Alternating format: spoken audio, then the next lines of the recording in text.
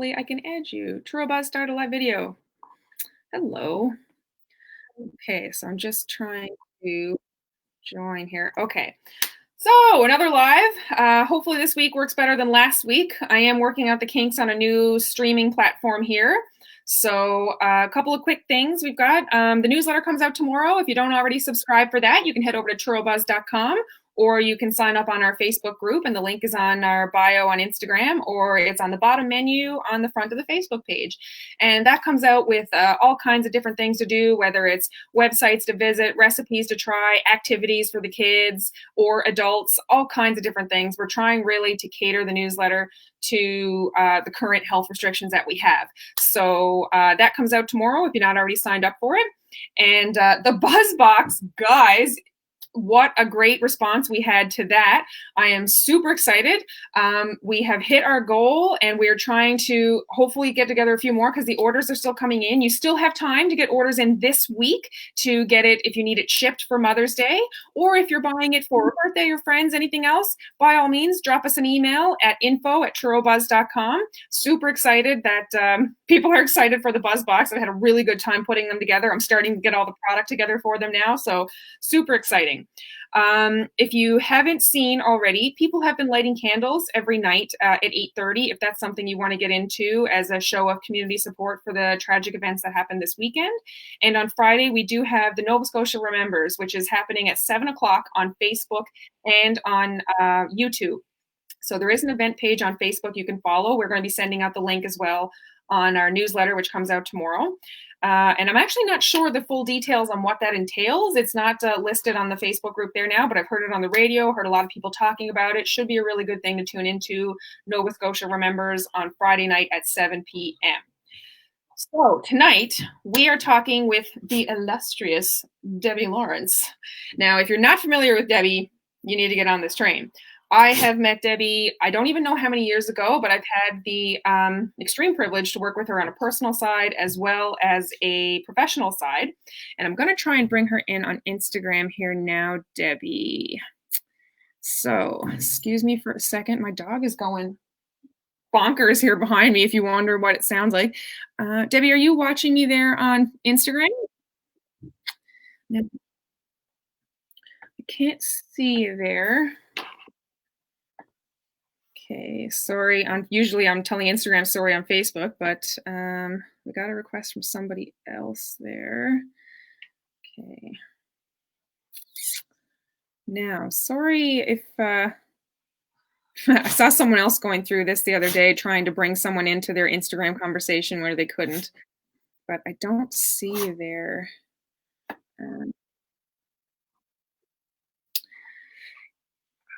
I think there's an icon at the bottom if you're joining into the live.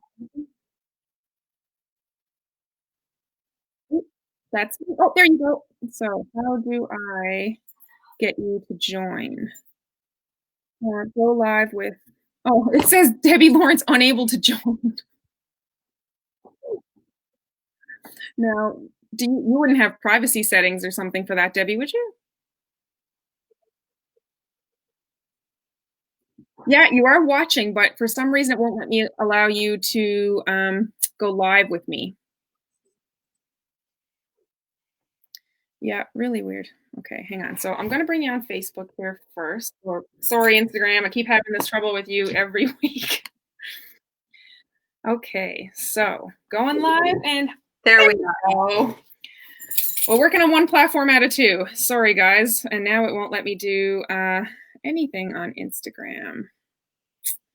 Okay, hang on one second, Instagram. I'm going to go out and come back in again. Sorry. Okay, I'll hang here. Yep, all the technology woes. Okay. You need different platforms for absolutely everything. So in order to have this feed go live on more than one platform, you need another service. So I'm hoping that's something that BeLive is going to bring in. Sorry, people, if you were just viewing and have to come back in and see the show. I'm so sorry. Okay, so I'm on there now, Debbie. If you watch the live, I'm just watching to see if your name pops up here for me. Oh, hi, Sam. Kelly's there. Yeah, I can just not see your name. So when you go live with someone, they can watch your videos and be able to watch you too. Nope. I'm not even seeing that you're live. Hmm. Try and like pull it down so it refreshes. Yes, okay. Okay. Oh, good. At least I got comments on this. Hi, Debbie Lawrence. Hi, Alicia went live on Instagram. Yeah, I've got it live, but I'm trying to join. Okay, I got you there I'm now. not seeing anywhere where I can join, where I can.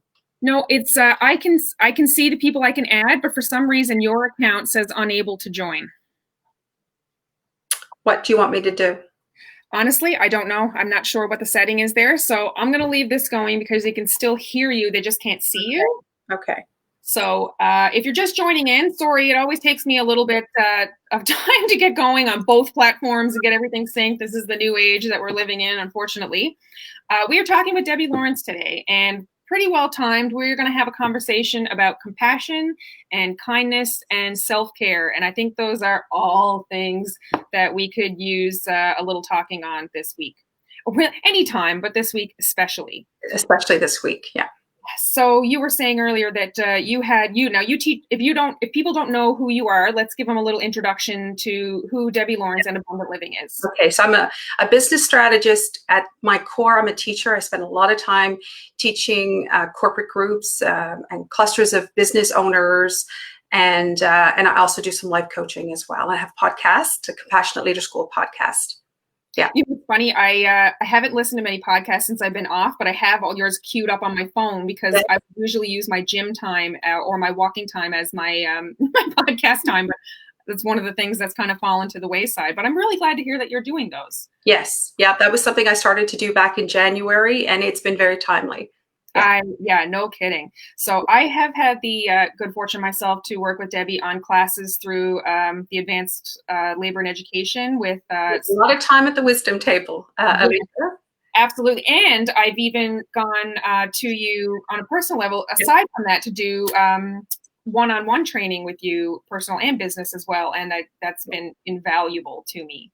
Yeah. What do you find people come to you for the most, would you say?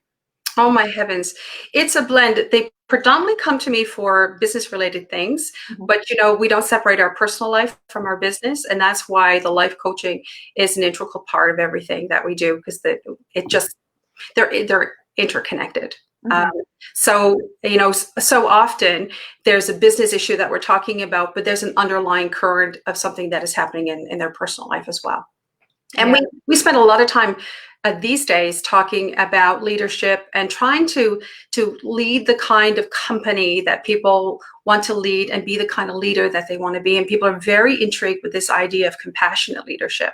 And that is my personal passion, to build a community of compassionate leaders. And when I talk a lot about intergenerational workplace. And when we look at the various generations, particularly the millennials and generation 2020 that are now starting to enter the workplace, what they tell us over and over again is that old-fashioned command and control style of leadership just doesn't work for them. And I say, quite frankly, I don't think it works for anybody. I don't care what generation you're from.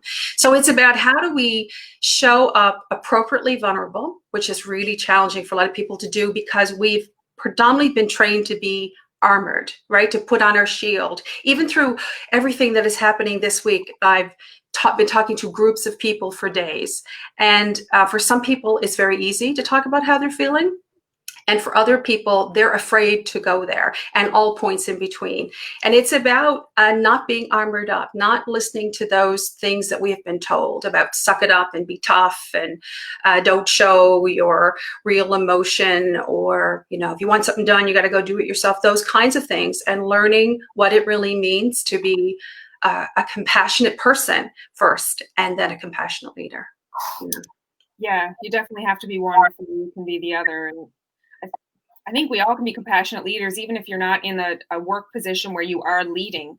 Oh, absolutely. Well, we lead in our families. We lead in our personal life. Sometimes people don't have a formal title as a leader, but they often in a workplace, for example, will have more influence than the business owner might have.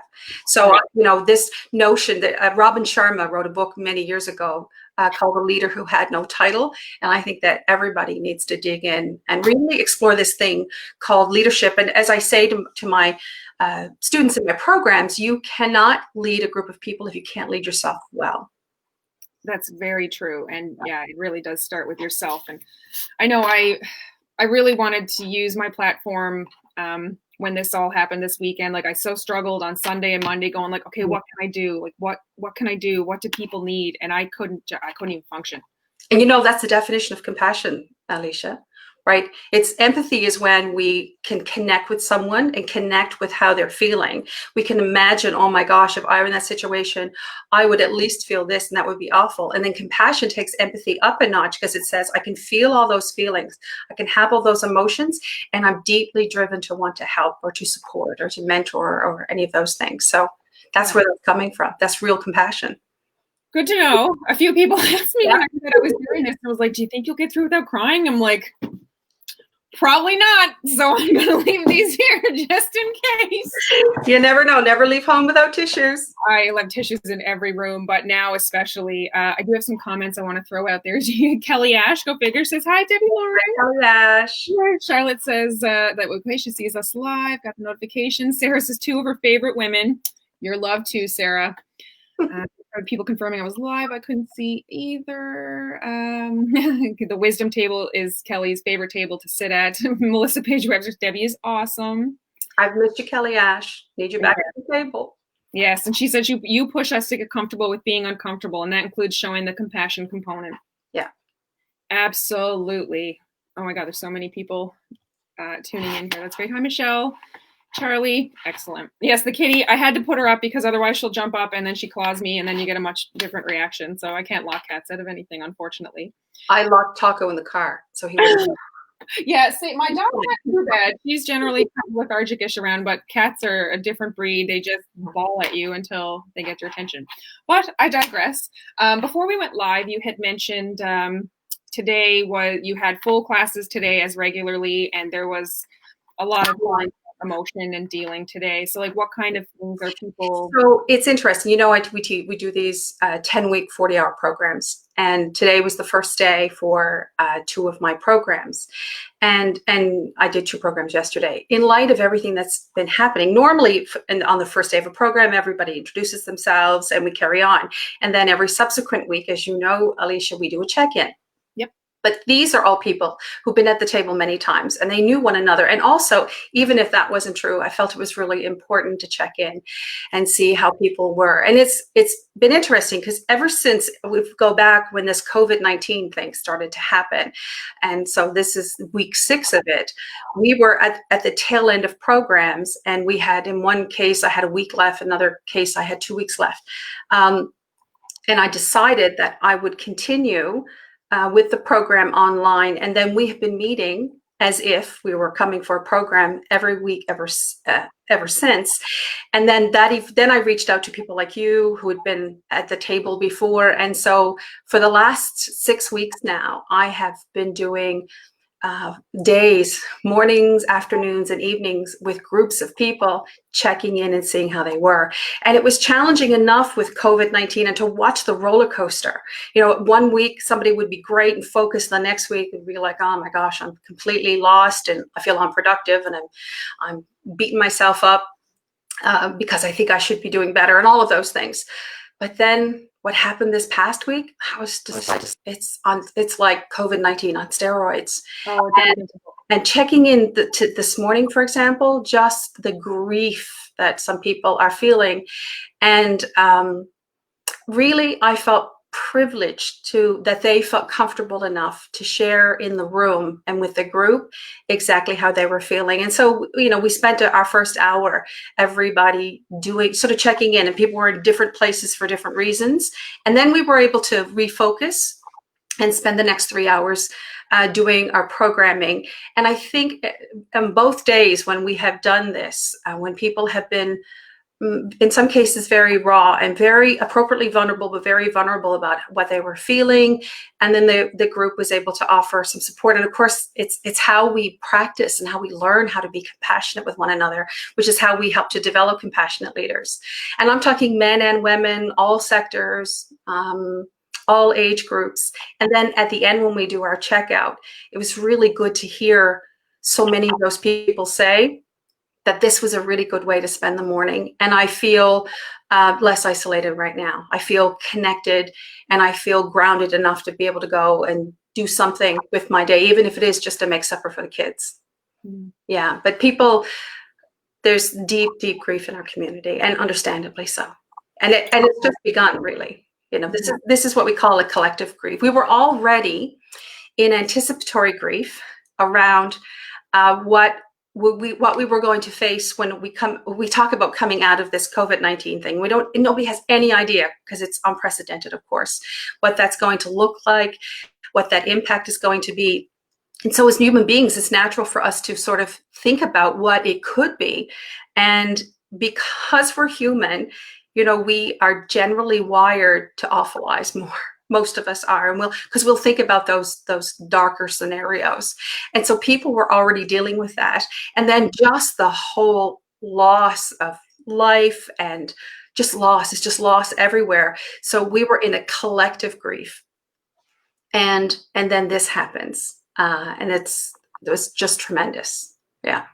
Yeah, it's definitely a whole new level of helplessness when you can't even physically reach out to those people and give someone a hug, or just that touch on the arm, or just anything, which I think someone said this morning, she said, we're a casserole society. This is what we do. We're casserole people, which is just symbolic of how we get together and how we look after one another. And you're absolutely right. The fact that we physically have to be separated is really, really, it's rough. And at the same time, I am inspired by how people are using technology and social media platforms and creating groups and inspiring us to go out at 8:30 at night. Yeah, I was just going to bring up a Michelle, and she commented, I need to hug someone. I was going to say, even Michelle has reached out. She's like, okay, I'm an introvert. I keep my distance, but by God, I'm ready for hugs now. And I was like, pretty bad when the huggers are looking for a hug, when the non-huggers are looking for hugs, right? Yeah, I've said many times on the lives now, since we've been doing them, social distancing, like people keep talking about, you see the memes about the introverts and how this is their paradise. Like they've been training for this for so long. I was like, well, check in with the extroverts because we're not okay. Yes. Thing, right? So yeah, when the introverts are finally like, okay, I need some human touch now, it's reaching different levels for sure. And just, it's an interesting a thought that I keep having is, I wish when this began, we didn't call it social distancing. I wish we called it physical distancing, because we need to be physically distant, but we absolutely more than ever need to be socially connected. That's a good point. I never thought about it like that. I have found myself wishing they would stop saying that gatherings of 5 people or more without attaching unless you're in the same household or stay this thing apart, because I think that's what happened with the most confusion with people. Was like, well, we're only 5 people, so we can go hang out. It's like, no, you can't, because you're not in the same house, so you have to stay this far apart. And that to me was where that whole situation went wrong so quickly. Yeah. And here's something I've offered it to my clients and students, and I do these wisdom table talks on Facebook Live. If you normally would connect with somebody on a monthly basis, under COVID-19, you have to be checking in with them at least on a weekly basis. If you normally would check in on somebody on a weekly basis, you need to be doing it every single day. And if you checked in with somebody on a daily basis, you now need to be checking in multiple times a day. That's how much connection we need. It's really, really important to humans. We need to feel connected. We need to feel that we belong, that somebody's thinking about us. Hema said, yes, Debbie, I don't use social distancing as a term for that reason. Yeah, it is a very good point. There's a big difference between physical distancing and social distancing. And I never made that connection until you said it, actually. Yeah. So I tried to think of it as physical distancing. Yeah. If you're just tuning in, we're talking with Debbie Lawrence on Instagram and Facebook as Debbie Lawrence Official of Abundant Living. And we're having a conversation about compassion and kindness and self-care in personal lives, in professional lives, anything you want to chime in with. If you have questions, with coping, with resources, just want to say hi and get a virtual hug. Sorry I couldn't get it to work on Instagram there. It wouldn't let me connect her, but hopefully you can hear her okay. And any questions that come through on here, I can ask down here. I was going to say I'm getting slightly better with the technology thing, but that would be a lie because I still can't get it to work on this platform. You're doing your best. Doing the best. It's better than poor Raj last week where we had to FaceTime him in on my laptop, on my phone to my laptop camera, but at least Be Live was great to work with me and figure out why that didn't work. So yeah, so compassion and kindness and self-care. And a lot of people are talking about the self-care things. I know myself, I started off like I'm not someone that ever has 2 days off in a row, let alone going into 6 weeks. So I really tried that first week once I got over the emotional roller coaster of randomly crying and what's going on kind of thing. I started to really enjoy the downtime and the self-care things of painting my nails or enjoying not having a schedule and things like that. I mean, sometimes, especially now, it's going a lot deeper for people. Do you have people are asking you for self-care tips or what they can do? Yes. So here's where I will start with that. And this comes from a loaded question, I realized.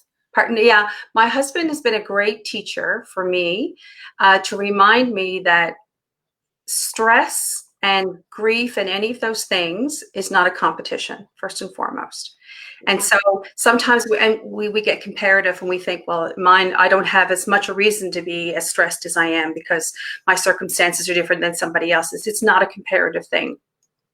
And I think that I did a post about this week, that it really is so important that we be gentle with ourselves.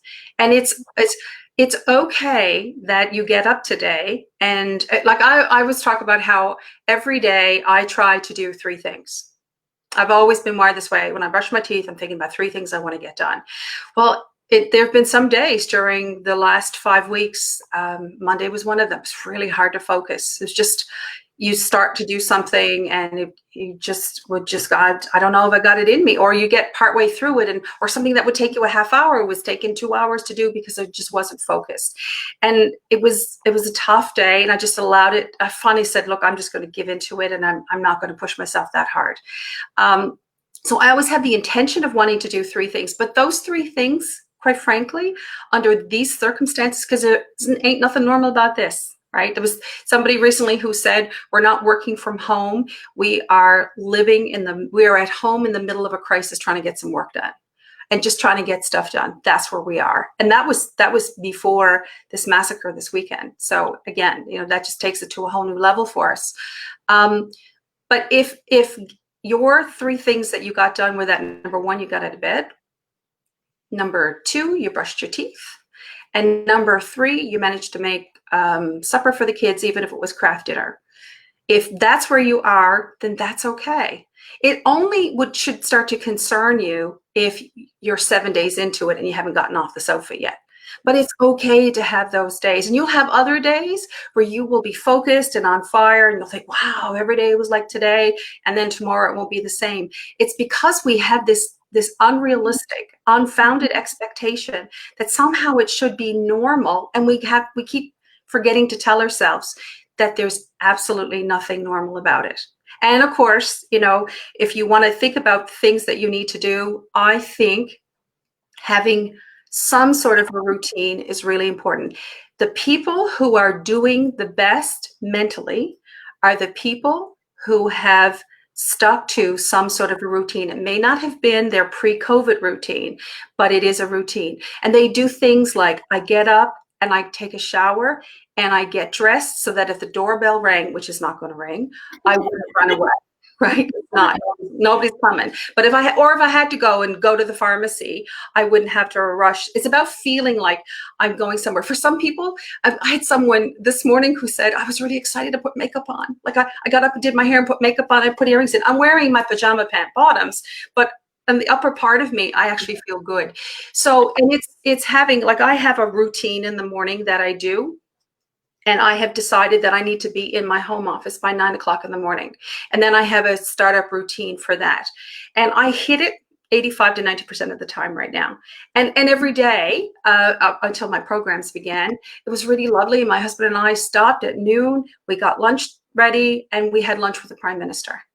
And then after the Prime Minister, we finished our coffee with Governor Cuomo in his press conference out of New York. And then at 3:15, I spend time with the Premier when I can. Like it's really important to have some routine and some structure to your day. And if you have children, it is really important that they have structure. They need structure.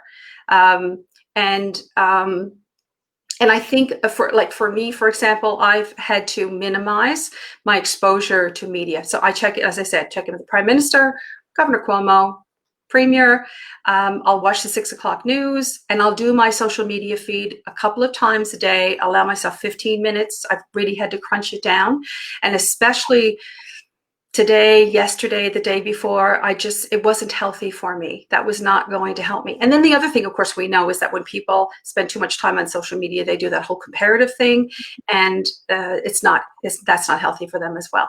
It's really important to get out and move. You and I were joking before we went on the air about people eating and gaining weight. And originally I said to you, people were calling it the COVID 50, and now they're calling it the COVID 50. I get somebody whose routine every Friday morning is put her jeans on. No. Friday morning jean check-in, and I say, God love you, because that's like a little reality check. Right? Yeah. It's so a couple of things. I just want to go in when you're talking about schedule. Kelly is very on board. They got to have a schedule. Yep. Michelle said the routine of working on a large client project for hours each day is saving my sanity. It gives me set focus and a feeling of helping and achieving. Yeah. Brenda said virtual hugs for everybody. And Carrie tuned in and said, through all of this, the shower is the only thing that gets me going. My self-talk in the shower is all about, okay, what's the next step? Next, just one day at a time.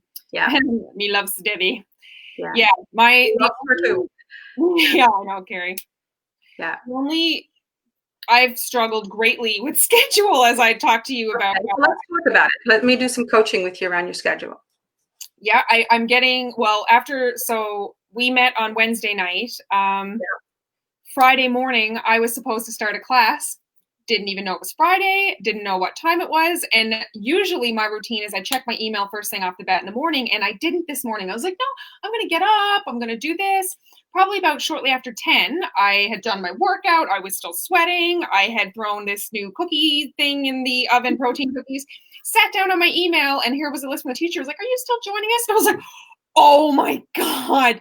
Yeah. So I joined in almost 2 hours late, apologized profusely. And that day was like, okay, I have floated through this enough.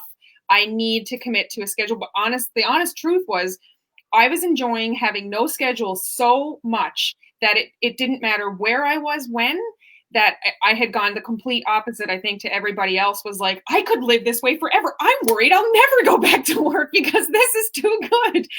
So I cleared, I have all of my tattoo appointments canceled for April, and I had only been doing it a week at a time, but I cleaned my calendar out and started plotting in the things I was doing with alerts in them, and I make sure to check my calendar every day. Yes. So that stops happening. So one of the things that I've been doing for some time is really helpful is, I mean, remember I said it, I want to get 3 things done every day. Yep. I plan that the night before. Yeah. So one of the last things I do before I shut down my office at night, I get really clear on what I want the day to look like. And if it's a day where, like tomorrow morning, I normally wouldn't have an appointment at 9 o'clock. I've got one at 9 o'clock. So I will put it on a Post-it note and put it on my bathroom mirror. Mm-hmm. So when I get up in the morning, it'll trigger me to go, okay, I don't normally do this on a Thursday morning. This is what I'm going to do this morning, until you get really into your routine. And I want to say this too. You know, I said, you aim for 3 things or get your routine in place. Again, coming back to being gentle with yourself and being realistic. If you're just figuring out how to do this, then you say, okay, I will get, at least if I can get 1 piece of that tomorrow is a victory. And maybe I only get 1 piece done the next day after that. But then the next day, I'm going to start to get 2 done. And you build up to 3. Like, you don't beat yourself up because you didn't get them all done. Or, you've heard me say this, Alicia, under promise so you can over deliver. Yes. So sometimes when people go, oh, I got to whip myself into shape now, they do this litany of things that they're going to do, and they're setting themselves up for failure. It's completely unrealistic. And so, part of it, I would say to you, is if you don't absolutely have to be somewhere and you wouldn't normally have this kind of freedom, embrace the freedom. Don't fill it all up. Don't be. I tell you who this is hard for. I know I'm jumping a little bit. The baby boomers, because the baby boomer generation, we were raised work, work, work, work, work. Got to be busy, fill the schedule. For those people that are like giving her and going all the time, they don't know what to do with themselves. And then they feel guilty if they sit for 10 minutes. They I should be doing something productive. Least I could do is fold some laundry while I'm sitting here. Yeah, and I'm not a boomer, but I'm very guilty of that. I never have the intention of overscheduling myself, and I'm not a workaholic by any stretch. I work a lot, but it's not like, oh, I need to work. I'm not to do it. It's just I keep thinking, well, I could fit one more thing, and if I get that done today, I don't have to do it tomorrow, and that kind of thing. But I do have a comment here I want to read to you from actually a friend of mine, Jeff. I've become incredibly reclusive and depressed during this, and this is nice to hear. I'm glad you're here, and if you have any questions, please, by all means, throw them out. You're not alone, that's for sure. That's exactly how I feel. I always need to do something.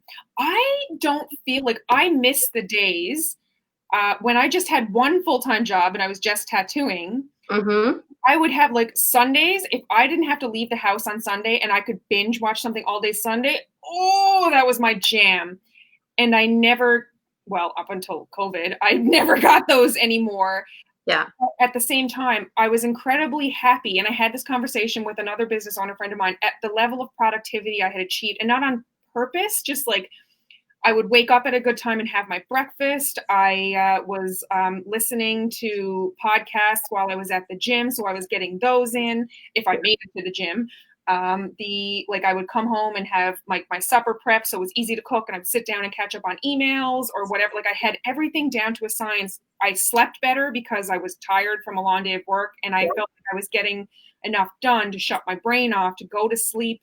I was really happy with that level of production, but now I have completely rebounded to the opposite, where I have never not had a schedule. And the only time I've ever had 2 weeks off from work was a family vacation in 2016, which I still had to check in emails and work because I was a sole proprietor with no employees. And it's, I find it hasn't hit me hard in that way at all. But I know some people, the isolation, the cutoff of work and stuff really has. And Alicia, just because you just said that I used to have that sort of productive kind of day, the gift that you have is you know how to do that then. Yeah. You do know how to do that. So you just need to make up your mind that you're going to return to that. That's all.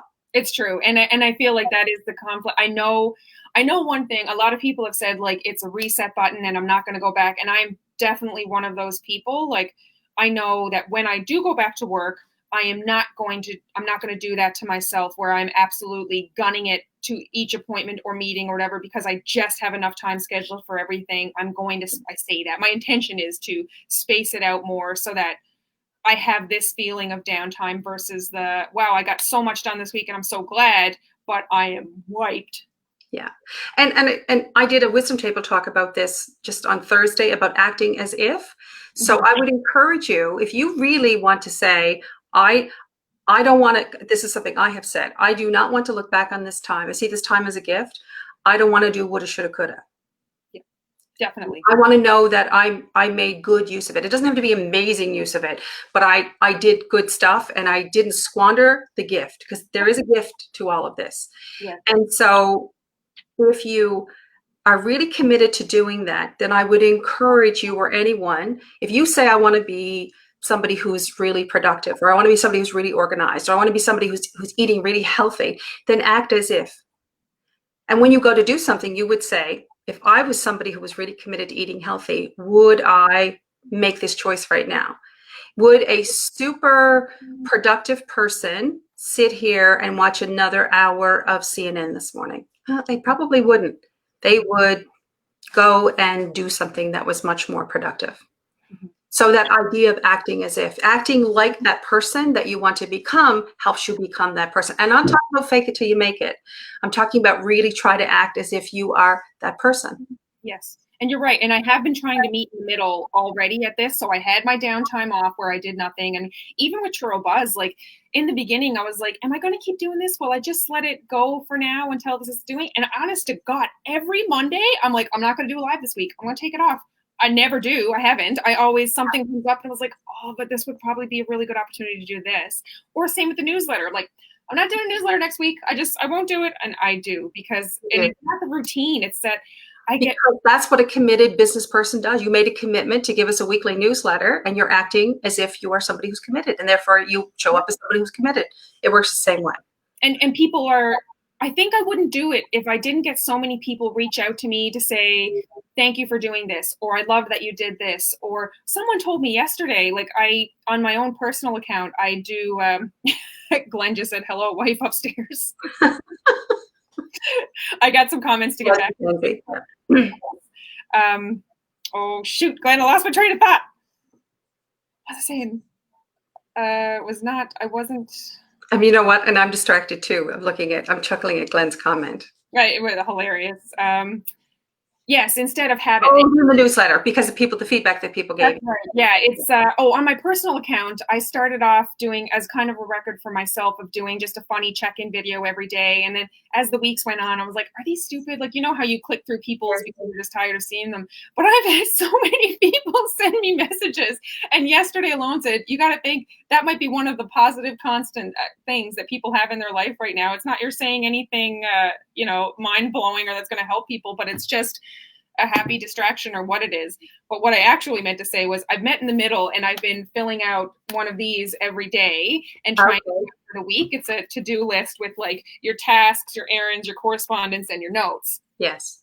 And so I'm checking it off in, okay, so this is what I start to do today. And at the end of the day, I'll look at what I accomplished or what I pushed to tomorrow kind of thing. So I'm not at the rate of accomplishment that I was at, but I also don't want to be, like I said, that busy. So this has helped me kind of rein it in to make sure that I know what the week looks like of things I need to get done to have some structure.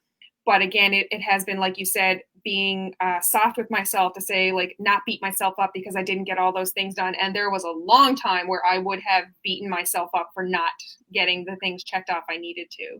Yes. There's this great quote from Harry Truman. Pretty sure it's Harry Truman who said, imperfect action is always better than perfect inaction. So sometimes what happens is people won't do things because they'll say, well, I'm going to wait till I can do them perfectly. Mm-hmm. And I think we just engage in imperfect action. That's always going to be better. That's moving us forward. Because, speaking of quotes, I love Alfred Montepart's "Don't confuse motion with progress. A rocking horse is in constant motion, but it doesn't go anywhere." And I always say, do you want to just be a rocking horse, or do you want to, I say be a racehorse, but you could just do a little trot. At least you're moving forward. So imperfect action will move you forward. Perfect inaction will keep you as the rocking horse, going nowhere. You wear yourself out at the end of the day, but you didn't actually move forward. Yeah. I got a couple of comments I want to jump back to there. Let me see. So Sam said, I struggle with getting derailed very easily. Amen. Very small things set me back even when I'm in a small group, and I have such a hard time getting back up and getting on track. Any thoughts or recommendations, Debbie? Sam, are you talking about something distracting you, and so you go off on a rabbit trail and then come back? I'll wait for her to comment, but I know I struggle with that as well. And I've said that pretty much every video I've done from the beginning of being off work till now. I find I'm better now going into 6 weeks, but oh my God, those first 3 or 4 weeks, my focus was terrible. I'd start something and then I'd look at something else and then I'd start something else and then move on. And it was just, I couldn't focus on finishing a task without constantly having to like physically bring my focus back. Okay, so let me offer a few things around that. If this is what it is, you got to turn off your notifications. I do silence my phone and put on do not disturb. When I'm working on something, I have to shut my iPad down, turn my notifications off. And my best friend these days is my little buddy right here. Lives on my desk. This is called a time timer. Mm-hmm. It was originally developed for children who had difficulty sitting still for long periods of time. So this is for an entire hour. But what I love about it, I bought it for my public speaking students. But what I love about it is that if I say I'm going to sit here for a half hour and work on my month end for my business, as it times down, I can glance at any time and go, oh, okay, I got a little over 15 minutes left. Oh, the red is so stressful though, Debbie. I wish I can't show you, but it's this large clock. Yeah. And then turns it to the time and it gives you the red like pie wheel of your time running out. So it's at a glance. And so if I say I'm going to commit to that period of time, like for me, I just saw Michelle McCann's comment about working on client projects and stuff. So I'm here and I'm working on something for a client and I can't get distracted because I just want a really good productive 45 minutes. I'll time it in for 45 minutes. And when it's done, it lets me know that I'm done. And then I give myself permission to stop doing that. But otherwise, we are like squirrels and we're all over the place. And it's completely, we know it, so stop doing it. It's true. Stop The first part about it is knowing. Take the distractions away. Think of your home workspace as what you would do for those of you who go to a physical office. Would you be watching Days of Our Lives at work? I don't think so. I don't think you would. Or you wouldn't have really crazy music blaring through your house or whatever it is. So it's really about understanding what works for you. We've actually found in our home, my husband's great at doing this. He'll just go shut everything off. He'll shut the TV off. There's something beautiful about being able to work in silence. And I remember one morning, I think I was working and he was in the living room and he was having his tea and he was watching CNN. And then I heard this beautiful instrumental jazz music coming through the house. And he walked in and he said, I thought this would be better for us this morning. And it was just so perfect. It was a quiet morning. It was raining outside. It was just like, okay, I can get some real work done here. So sometimes, we talk about do what you are in control of, not what you're not in control of. So what I am in control of, because I'm not in control of a whole lot these days, I can create the environment that I need to nurture me. And if I'm in a space where I'm distracted because I'm watching cars go up and down the street, then I got to move out of that space. Like don't stay there. We are adults. And so you got to be like grown-ass adults and do grown-ass kinds of things that are going to support you rather than stay in an environment that's not going to be supportive. And you just try to do those things. You try to do those things that are going to nurture you. I made sure I have a plant in my office. I made sure I'm surrounded by not very much clutter and there's things that I like. And when I need quiet, I can have quiet. And if I need some stimulus, I can have some stimulus. But the stuff that's not healthy for me, I know that. And so I can control that. I'm shutting that stuff down. Mm-hmm. Sam did answer back and she said, something happens in the new world and I can't go back to what I was working on. I lose all my motivation. Stay away from the new world. You don't need to be connected to it. We know it logically. It's not healthy to be connected to it 24/7. I have not seen any news today. I said to my husband, when I ran out to get some yogurt in between my class and our thing this evening, I said, did you see any of the provincial news today? He said, no, I didn't need news today. I've been reading a scientific journal all day. And you know what? Our house feels nurturing. It feels good that I'm not denying it, but I don't need to digest it all. Yeah. Yeah, it's a bit like going to a restaurant and they got a buffet and you feel like you got to be eating everything all the time. And when you eat better stuff, you feel better. So it's okay. Like there are certain days, I tell you what, Sunday, I don't think I got dressed and I just sat in front of CBC headline news all day and was I can't even remember what I did on Sunday. I was just in shock. And so I allowed myself to be that way that day. And then I saw more news on Monday. I was like, okay, this is not healthy. And I got to shut this down. So I can't get distracted by that. Yeah. And that's the hole I fell in on Sunday and Monday as well. Cause I kind of can't stay off social media to a degree. I have to check in and look for notifications or if people are tagging me in things that are happening. And of course, every time I would try and just check in, you go down a rabbit hole of posts and it was horrible. And Monday I cracked hard in the afternoon. It was like I turned my phone off. I cried for a few hours and then it's like, I can't go back to this now. I think I did Monday night. I got online and did a live for the vigil real quick I try to check in, but I don't know if I should have done that. I don't know. But either way, it's definitely hard when I can't. I would love to turn off my phone or social media for a few days and just let it happen, let everyone do what they need to do kind of thing. But unfortunately, it's not really practical for me. But you can turn it off in periods of time. You don't have to be on it. I don't care who you are, that you have to be on it 24/7. No, my God, no, definitely not.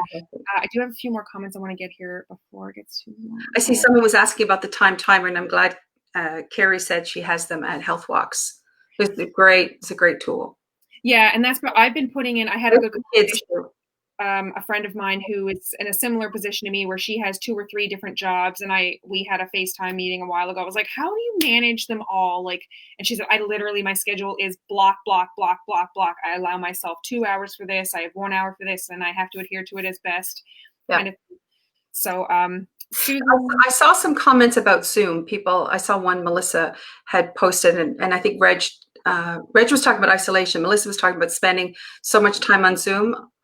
I hear you, sister. Like it's a different medium. I could be in a classroom all day long, but this is being with all this technology so much, it does affect your body differently. I think it would be helpful to make sure that you build times in when you're not on Zoom. And here's what happens to a lot of people on Zoom. And I caught myself doing this. I would come off Zoom and then I go check all my social media stuff. mm-hmm. I was constantly in front of that. Or if I wasn't doing that, then I would go watch the news and the television. So it was about, again, just have complete removal of those things. And then not in the evening saying, I think I'll binge on Netflix now. It's about doing things so that you get that part of your brain and your body a rest and, play a game, do a puzzle, do nothing, read a book, putter in the kitchen, take a nap. Just try to get away from the technology. That will certainly help. But some of us, and Melissa, I see that it's great you're teaching your dancing programs through Zoom, but it's a different kind of application. And you're also using parts of your brain as a teacher that you haven't used before. So this is also exercising new muscles. And part of the fatigue is that those muscles have not found their rhythm yet. I was much more fatigued the first couple of weeks when I was spending long days on Zoom than I am today. I'm finding a rhythm this last 2 weeks. So part of that is you'll probably find that. And I'll go back to Reg. I would say to Reg, maybe you could use a platform like Zoom, or you could use Facebook video or Skype or FaceTime to call a friend. And you know what? You don't even need to chat with the friend. I know people who say there's some, they're watching something on Netflix and they'll just Skype with a friend and they'll watch it together. And then they'll sort of talk back and forth as if they were physically together, or pour a cup of coffee and call a friend and tell them to pour a cup of coffee. And you will just have a chat. You might need to initiate the check-in, but it is not the same as being with people. But I promise you, it's the next best thing. Better than nothing. Better than being isolated, absolutely. Yeah. And even to do the initiative, it's really good, Reg, if you've got a couple of friends that you could get together with, because then one person doesn't feel like, or the two people don't have to carry the whole conversation. If there's 3 or 4 of you, that's a little easier as well, right? Well, like we've been doing our check-ins, right, Alicia, on Wednesday evenings, and I look forward to that every Wednesday evening, just to see how people are and just be. I'm thankful for the live that before it, because I never forget it. I always know when that's going to happen, so I haven't missed any of those yet. Yeah. We have some more comments I want to get to there for you, Debbie. Susan said she loves how you deliver your message in a direct and straightforward way, and she admits to being a boomer. And Hema said, yes, guilty too, raised by boomers and not far off from the edge of a boomer myself. Carrie said it was a great phrase, on purpose. As hard as it's been, COVID has been a pattern interrupt, and the gift can be, what do we want to do on purpose when things are not on lockdown? Absolutely. Yeah. And we can start to live with that purpose now. We don't have to wait to come out of it. We can begin today. That's right. And that's where I found myself personally going into the 6 week. I had the emotional roller coaster. I had my time off, and now I'm trying to curb into what is going to be a healthier work day going forward. I'm going to check in with you next Wednesday, Miss Alicia, and see if you had a better week. I believe that you will have a better week.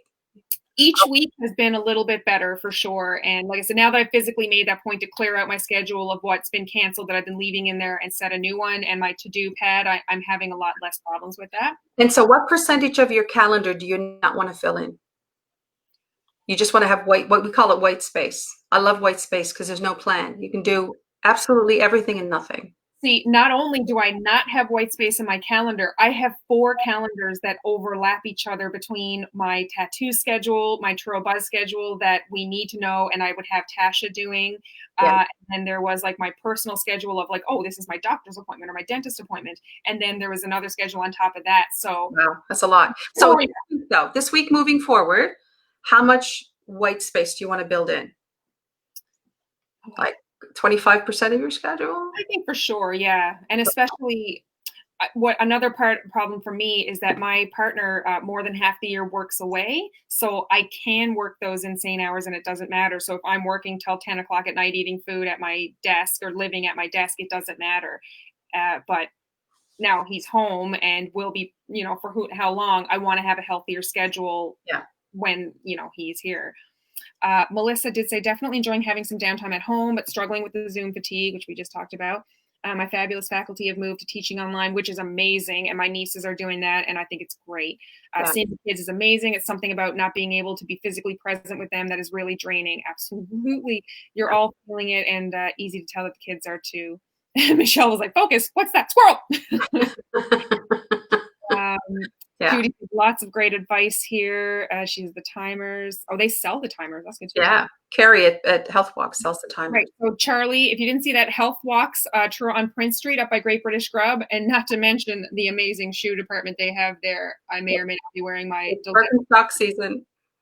I got for my birthday. Well, I have the Birkenstocks that I wear at work, but I found in the winter it was like I'm cramming my wool socks into them, and I was like, I want the fuzzy slippers, so I got those for my birthday, and I am very chuffed with how great they are. Okay, so she saw that. Sorry, I'm just catching up, guys. I love you for commenting. God love you. Amen to that. We all need a little Debbie wisdom. Amen. Charlie wants fittings. Miss you, Judy. Thank you. Or going from Zoom meeting to Zoom meeting to Zoom meeting. Yeah, and I definitely don't have that. And I know lots of times I forget other people are working, especially my sister, who I'm very close with. And I'm like, Kelly, text, Kelly, what are you doing? And she's like, I'm in a freaking meeting. Like, yeah, calm down. But yeah, I can't imagine what it's like to spend all day on top. Like I do this 2 or 3 times a week max. Yeah. So that's a whole different fatigue they're feeling. Well, it's a new skill set. We're learning to do it differently. As I said, we're exercising new muscles. Our body is a part of it. Our mind is a part of it. Our eyes are a part of it. And it's a skill set, how to be able to navigate it and stay. I think part of a skill set that we'll probably have to be teaching as we move forward is how to host really good Zoom sessions too, because not all facilitators are good. So people get distracted or they get bored. There's all kinds of things. Like there's games for Zoom meetings and all kinds of stuff that you can do to make them more interesting. That's all being developed. Yeah. There is a great social app. If you haven't heard from it already, House Party. I meet every second week with my friends in Newfoundland, actually. There's about 8 of us that get together on a Friday night, and we just have a beer or drink, and we play some games on that. And it's really, it helps a lot. So that it's cool to hear that Zoom has that for meetings too, although I can't imagine fighting the distraction I'm already fighting to add something else to that. Stephanie Milbury says, thank you for helping us normalize this emotional roller coaster we are all in. Yeah, it really is. I've leveled out, I feel, for the most part, but I mean, good God, it took 5 weeks. Like it's crazy. It's crazy the different emotions and places people are finding them in. And in, like Sam said earlier, the new world and the changes of things. I mean, you're constantly having to adapt, and that's really hard on people. Yeah. Yeah. And to quote, I'm quoting mood tonight, but I've been reading David Kessler's book on finding meaning, and he's the renowned leader in grief. And, it was Kessler who said that the way that we each grieve is as unique as our individual fingerprints. And I thought that was a great way to put it. And that we don't need someone to lighten us up or make it better for us and make it go away. We just need someone to bear witness to our grief. Yeah. And we can bear witness for them, and they can bear witness for us. And that's part of doing the connectivity right now. And that's part of being able to be there for each other. And I would say to employers, don't be afraid to talk about the grief that your team is going through. Make that a part of your Zoom meetings, because when something like this happens, just COVID itself, there's a whole grieving process, and we'll go through stages of grief, and you don't necessarily you don't have to go through the stages in order. You'll have some people still in denial, and some people are bartering, and some people are in anger, and some people are shifting into acceptance. Wherever they may be, it's important not to be afraid to have that conversation, because if you're not having the conversation, it feels kind of weird. Like, why aren't we talking about this elephant that's in the room? Mhm. And when we name the elephant, that gives everyone permission to really talk about how they're really feeling. It's just about being a human being. That's all.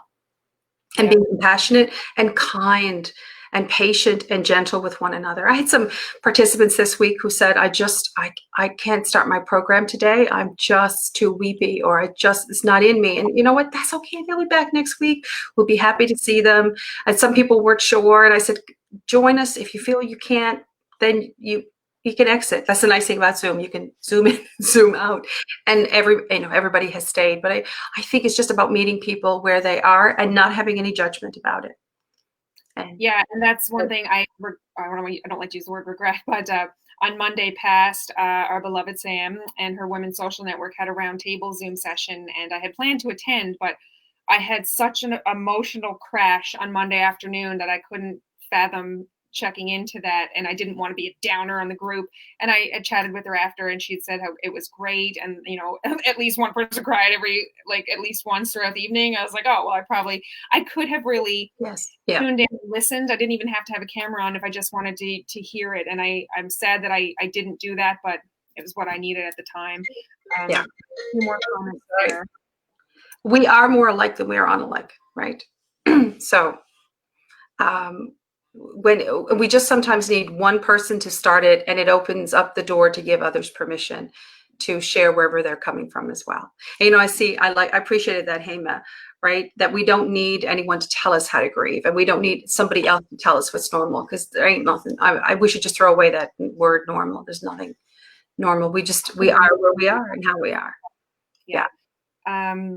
Heather said that this has been a real pick-me-up, and she said the podcast is fantastic as well. Oh, thank you. Kelly said to feel all the feels and then let it through the donut hole. And said, yeah, some people, Jeff said, I'm in anger, I'm frustrated. I got frustrated checking in on people, but no one was doing the same to me. And I found I shut down because of it. And yeah, there's a lot of emotions flying around. That's for friggin' sure. And I know I felt bad. I don't know if this is the case for your people, Jeff, but I have thought about messaging people, and then by the time there's so much going on in my head all the time, I realize, oh my God, that was like 4 days ago that I was going to write and say, hey, how are you doing, kind of thing. Like the passage of time is so different now. I know for me, where I'm not working, that it is just like Groundhog Day over and over again. Yeah. If I could call on people to do one thing, it would be to make sure that every day you're checking in on somebody that you probably wouldn't ordinarily check in on. If somebody's name comes in your mind, check in on them. Just to reach out. And even if they don't feel like talking a whole lot, it will mean a great deal to them that you checked in on them. Even to send them a text message and say, wondering how you're feeling. If you're up for a Zoom call or a chat, that would be great. I just saw my friend Brenda Belanger from St. John made a comment there. But, on Sunday, Brenda was one of the first people to reach out and check in on us because she was hearing what was happening in Truro. Those things mean a lot to individuals. Oh my God, I couldn't believe I had a friend in Montreal who wrote me, who I haven't talked to in a better part of a year. And he's like, you're the only person I know in Truro. Are you okay? I was like, yeah, I'm fine. I'm in my house and it's okay. Yeah, it's crazy. Charlie said, I almost had an emotional breakdown just trying to shop for milk and cream yesterday. Oh my gosh. Every grocery store I went to had a lineup outside. I was almost in tears and then calmed down. Remember to have drugstores carry milk and went there. Good. And you're not alone in those emotional overwhelms, that's for sure. Brenda said, this feels so good to hear how everyone is doing. This is so great of you. Thank you. Allison said, I feel sad every time. Oh, I lost it. Every time I pass the winner sign. Allison, I have a winner's card in my purse that is burning a hole. I am dying to go there. It makes me so sad. I totally understand what you're saying. And Susie said, I needed to hear Debbie's voice and see her Ah, face. Thank you. Susan. Yeah, I'm literally every week I'd say like I'm just gonna put Trobuzz down for a bit. I'm not gonna do it. I'm just gonna take some time off, and I haven't been able to do it No, because because you can't. Because this is a forum that is needed because you are being of service, and this people need this kind of connectivity. So you can't not do that, Alicia. yes, I do. You can't. I know, but honestly, that fills my cup to Yeah. the nth degree. So I'm really glad people tuned in and asked questions. And Instagram, I'm so sorry. I thought I had it right this week, but it wouldn't let me join her to the conversation for some reason. Probably on my end. Yeah, I hope that you could hear her okay. And if you didn't catch it, we are talking with Debbie Lawrence, who on Instagram is Debbie Lawrence Official. You can also find her on Abundant Living. And on Facebook, I don't have her tagged on Be Live now because it won't let me tag it from this platform. But Debbie Lawrence, public figure on Facebook, predominantly. Yeah. right, and I will, once it actually is housed on Facebook, I can go in and edit it and tag you. I just couldn't do it for the beginning. Okay. So, Julie, I miss Winters. Yeah, I know. Thank you, Michelle. Addison says that Debbie sounds like Aunt Minnie. That's hilarious. That's an aunt of ours, and all right. dear to us. That's amazing. I think of Minnie Pearl when you say that. Oh, that's so funny. Instagram, you may cut off because I know we're going on an hour though. Jeff, it was awesome to see you. Send me a message. Loud and clear, Craft Beer Biker. I hope you're almost done your isolation as well. We were commiserating about that because he had gotten back from travel. So yeah, I don't want to keep you too long. I know we've got another meeting there tonight, but I can't thank you enough for doing this. Thanks. It was fun, and I'm grateful to have an opportunity just for us to talk about this, because this is my life's work, and this is what I'm really passionate about, and I think it resonates with people, and we need to be talking about these kinds of things. And I hope that as individuals, people will continue this conversation with their friends and family and coworkers. Tomorrow, have a conversation about being compassionate with one another at work. Absolutely. And if you want any more follow-up with this with Debbie and talk about her excellent work, you can find her on Instagram or Facebook on Debbie Lawrence Official. Debbie Lawrence, public figure on Facebook. On Facebook, Debbie Lawrence Public Figure. And Abundant Living still have a Yep. okay. Yep. Which is the name of her company. So thank you so much for doing this. Thank you to all of you guys for tuning in and all of your questions. It was it was what my soul needed. I don't know about anybody else, but I feel a lot better. And be gentle. Be gentle. Absolutely. Be kind with ourselves. And if you haven't signed up for the newsletter, you still have time. It's coming out tomorrow morning. All right. Everybody have a great week. Night, everybody. Okay. I'm just going to one at a time here.